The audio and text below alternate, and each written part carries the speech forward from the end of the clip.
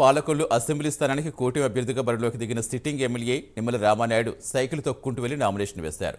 పాలకొల్లులో మూడోసారి పోటీ చేస్తున్న ఆయన వేలాది మంది కార్యకర్తలతో కలిసి సైకిల్ ర్యాలీగా వెళ్లి నామినేషన్ దాఖలు చేశారు.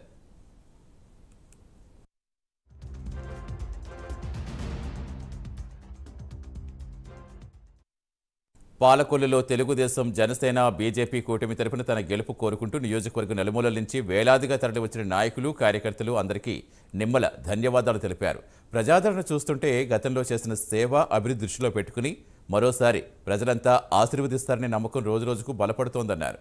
పాలకొల్లులో మరో 20% మిగిలిపోయిన అభివృద్ధి, సంక్షేమ పథకాలు పూర్తి చేయడమే లక్ష్యంగా పెట్టుకున్నారని తెలిపారు. దేశానికి మోదీ, రాష్ట్రానికి బాబు పాలన ఎంతో అవసరమని ప్రజలు గుర్తించారని నిమ్మల రామానాయుడు పేర్కొన్నారు.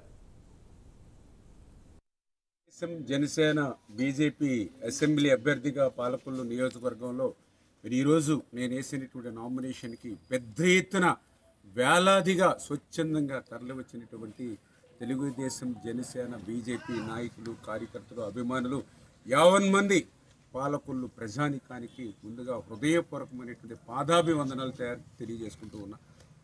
ఏదైతే ఈవేళ నేను ఒక పిలిపిస్తే, తెలుగుదేశం, జనసేన, బీజేపీ ఒక పిలిపిస్తే స్వచ్ఛందంగా వార్డు నుంచి, గ్రామం నుంచి కూడా పెద్ద ఎత్తున అన్ని వర్గాల వారు ఈవేళ నేను సైకిల్ మీద, ఎందుకంటే మీ అందరికీ తెలుసు సైకిల్తోకి 15-20 సంవత్సరాలు అయినటువంటి రోజుల్లో కూడా మళ్ళీ ఈవేళ ప్రతి గ్రామం నుంచి కూడా 50 సైకిళ్ళు, 100 సైకిళ్ళు, 20 సైకిళ్ళు అట్లా మరి వచ్చారని అంటే ఈవేళ తెలుగుదేశం, జనసేన, బీజేపీ మళ్ళీ రాష్ట్రానికి, రాష్ట్ర భవిష్యత్తుకి అవసరం అనేటువంటి ఆలోచన ఇవాళ గడపలోనూ ఉంది. కాబట్టి అంత స్వచ్ఛందంగా ఇంత మొండు టెండల్లో సైతం మరి వచ్చినటువంటి పరిస్థితి. అందుకే వాళ్ళందరికీ కృతజ్ఞతలు తెలియజేసుకుంటూ, అదేవిధంగా ఏదైతే ఇవాళ పర్టికులర్గా గ్రామీణ ప్రాంతం నుంచి కూడా ఏదైతే యొక్క వైఎస్ఆర్సీపీ 5 సంవత్సరాల పాలనలో మరి విసిగెత్తిపోయినటువంటి రైతాంగం కానీ,